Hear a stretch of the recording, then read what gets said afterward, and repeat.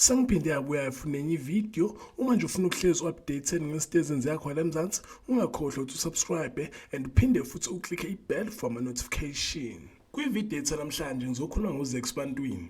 uZakes Batwini namhlanje ushare ezinye indaba engekho mnandi, indaba futhi ezibuhlungu. Uveze ukuthi ulahlele ubaba wakhe. Ubaba wakhe usihlangu sihle Jeffrey Khanyile obehlala eNkandla. Uvezile ukuthi ubaba wakhe ushone eneminyaka ewu-65.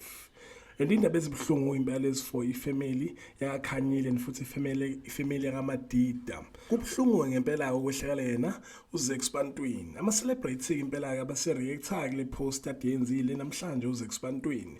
Njengabala uMini Dlamini, uDJ Tira, uSkido.